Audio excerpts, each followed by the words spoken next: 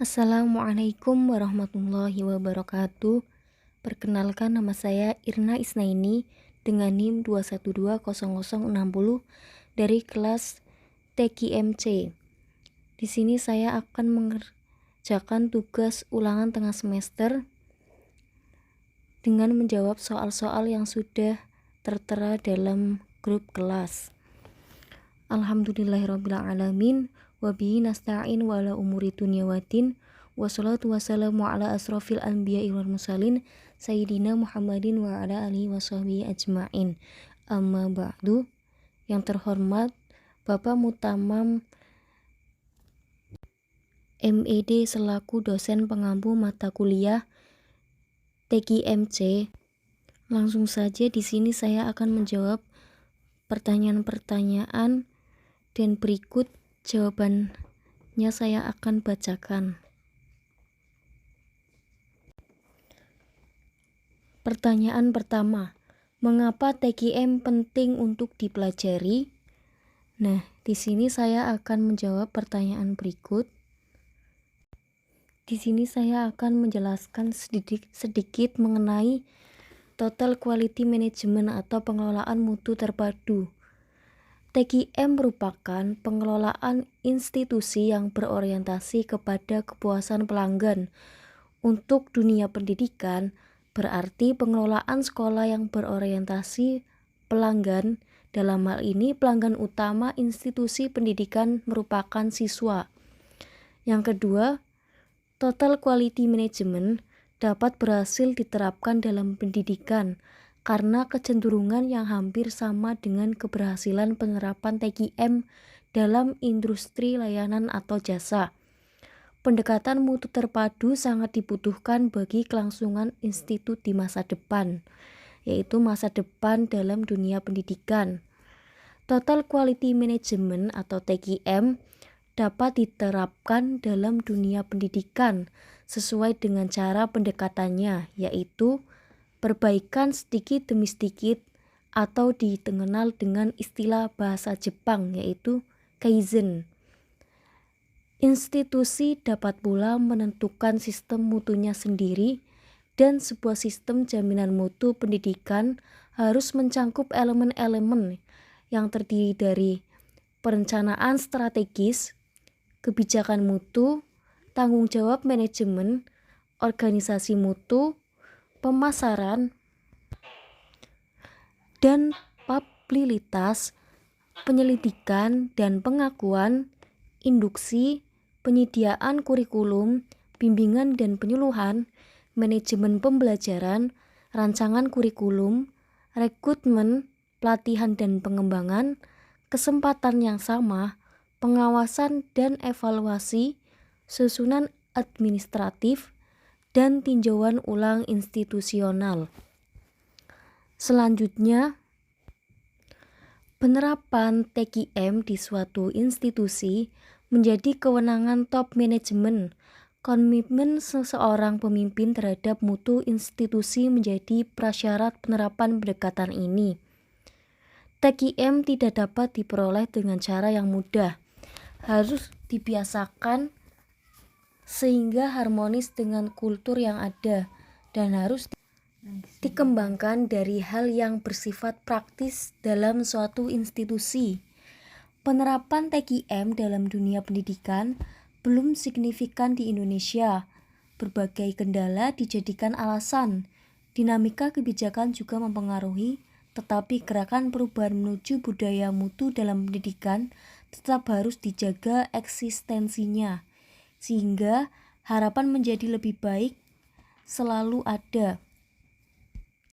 Mungkin seperti itu jawaban atas pertanyaan mengapa TQM penting untuk dipelajari, dan saya di sini sedikit menambahkan kenapa TQM ini penting ditetapkan atau diterapkan dalam suatu institusi atau pendidikan di Indonesia.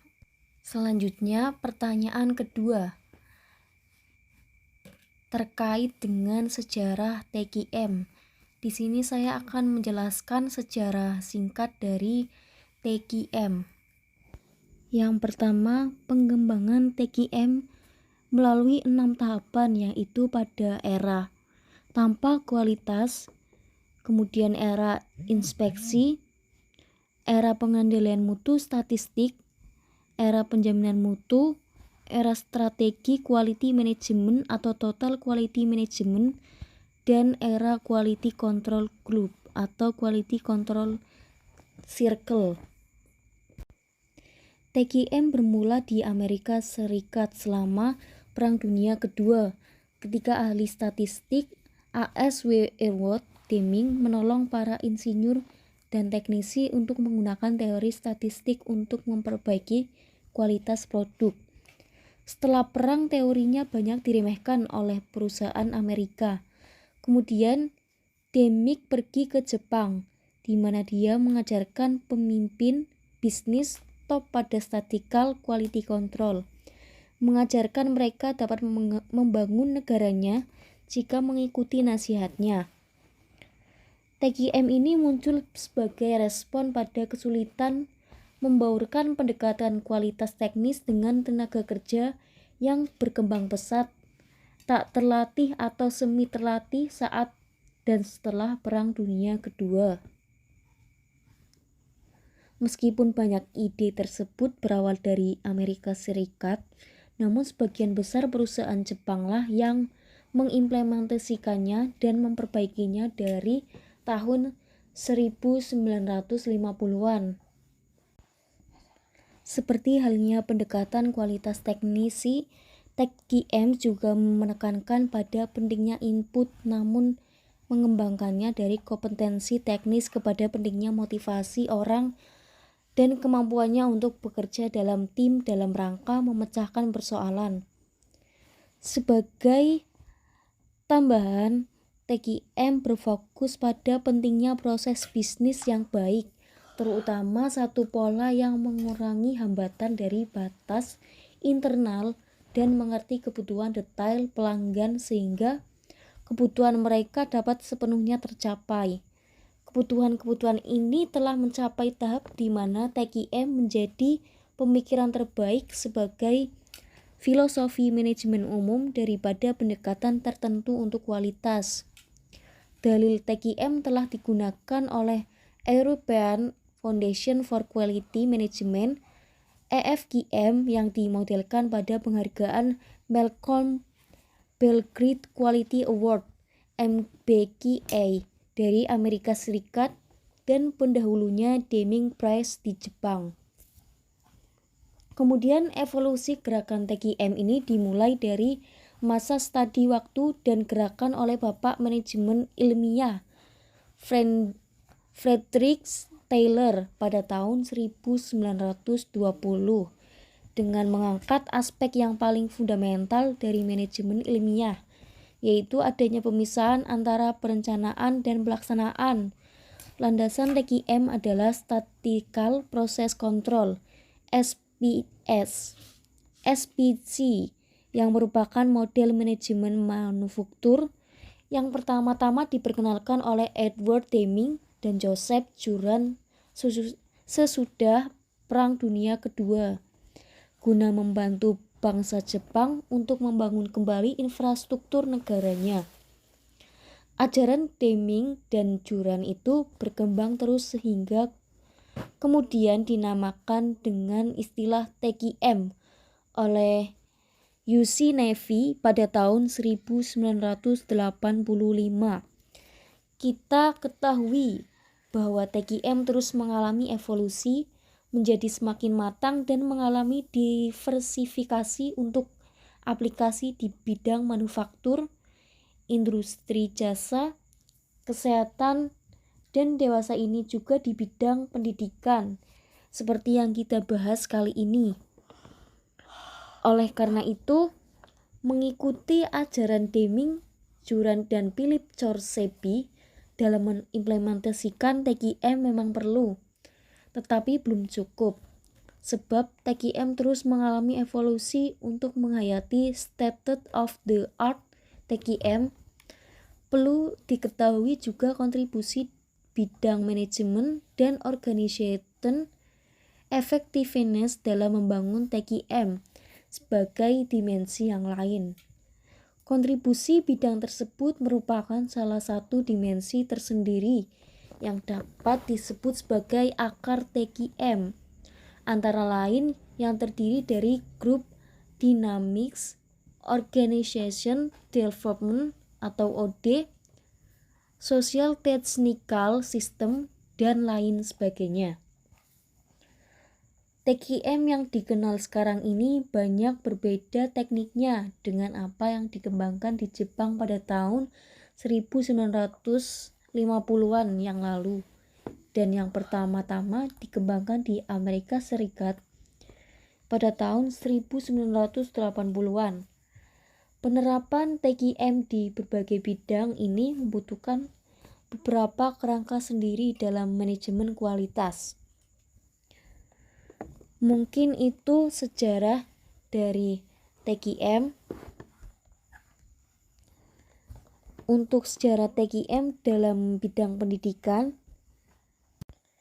sejarah TQM dalam dunia pendidikan ini berkembang setelah semua bidang pada Perang Dunia Kedua ini.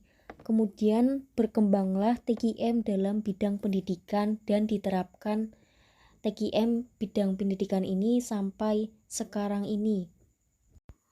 Selanjutnya, pertanyaan ketiga. Siapakah 5 ahli tokoh TQM di Indonesia? Di sini ada 5 tokoh TQM di Indonesia. Yang pertama ada Simora, yang kedua ada Ibrahim, kemudian ada Nasution, dan ada Tejipto, dan yang terakhir ada Gaspers. Di sini saya juga akan menjelaskan pengertian TQM menurut beliau.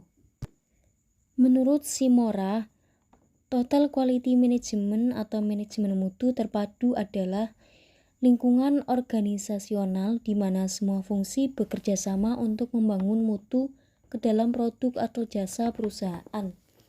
Kemudian yang kedua, menurut Ibrahim, Total Quality Management merupakan suatu manajemen yang membuat perencanaan dan mengambil keputusan, mengorganisir, memimpin, mengarahkan, mengelola, memanfaatkan seluruh model peralatan dan material, teknologi, sistem informasi, energi, dan sumber daya manusia untuk membuat produk atau jasa berkualitas yang memenuhi kebutuhan dan kepuasan pasar konsumen terus-menerus untuk kelangsungan hidup perusahaan secara efisien, efektif, dan bertanggung jawab dengan partisipan seluruh sumber daya manusia yang ada.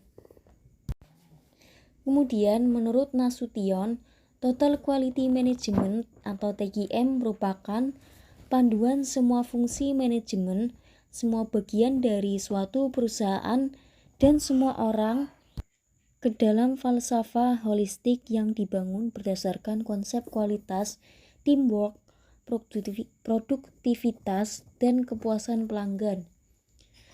Menurut Tejipto, Total Quality Management merupakan suatu pendekatan dalam menjalankan usaha yang mencoba untuk memaksimumkan daya saing organisasi melalui perbaikan terus-menerus atau produk, jasa, manusia, proses, dan lingkungannya. Kemudian menurut Gaspers, Total Quality Management merupakan suatu cara meningkatkan performasi secara terus-menerus atau continuous performance improvement pada setiap level operasi atau proses dalam setiap area fungsional dari suatu organisasi dengan menemukan semua sumber daya manusia dan model yang tersedia. Lanjut pada pertanyaan keempat. Materi TQM apa yang kamu sudah kuasai? Di sini saya akan menjawab materi TQM yang sudah saya kuasai yaitu tentang implementasi TQM pada lembaga pendidikan. Karena kita belajar TQM ini dalam dunia pendidikan, jadi saya akan lebih suka atau saya lebih menguasai pada materi implementasi TQM pada lembaga pendidikan. Yang pertama, implementasi total quality management di lembaga pendidikan, yaitu perbaikan secara terus-menerus atau continuous improvement, yang artinya menentukan standar mutu, quality assurance atau perubahan kultur, change of culture, perubahan organisasi, upside downward organization, dan mempertahankan hubungan dengan pelanggan atau keep close to the customer. Untuk menunjang implementasi TQM, maka perlu adanya strategi pelaksanaan, yaitu pada fase persiapan. Dalam hal ini, TQM menginginkan adanya peningkatan atau improvement dalam berbagai hal. Oleh karenanya, meningkatkan kualitas mutu menjadi titik utama dalam manajerial serta bahasa tentang TQM.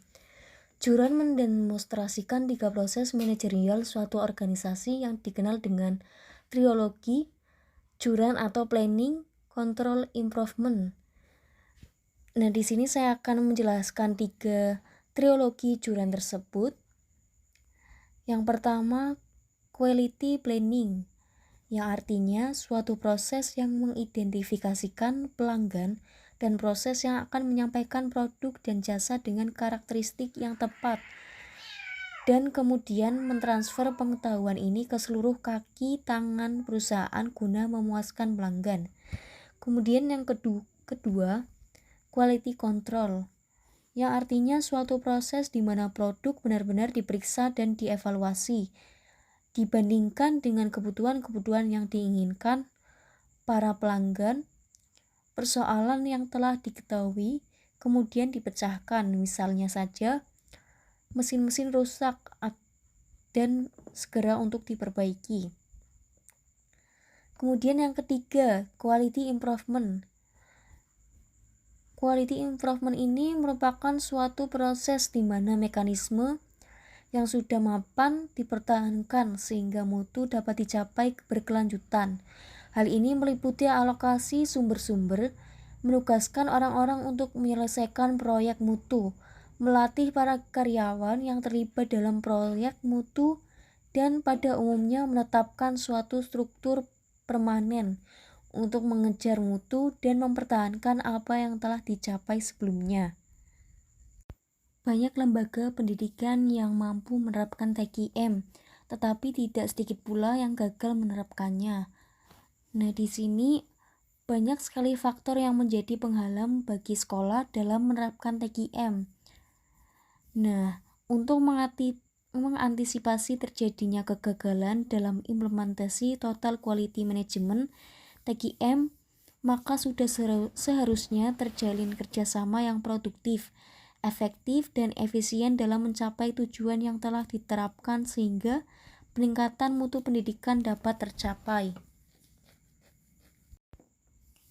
Mungkin cukup itu jawaban dari saya atas pertanyaan yang telah diberikan dari keempat pertanyaan tersebut.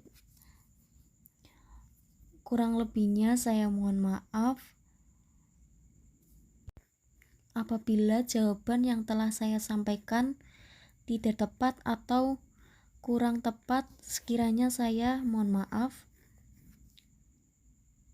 Semoga jawaban yang saya sampaikan dapat bermanfaat untuk kita semua, dan jawaban yang telah saya sampaikan bisa dijadikan untuk pembelajaran agar lebih baik ke depannya, terutama dalam pembelajaran TQM pada kelas C. Wallahul muwaffiq ila aqwamit thoriq. Wassalamualaikum warahmatullahi wabarakatuh.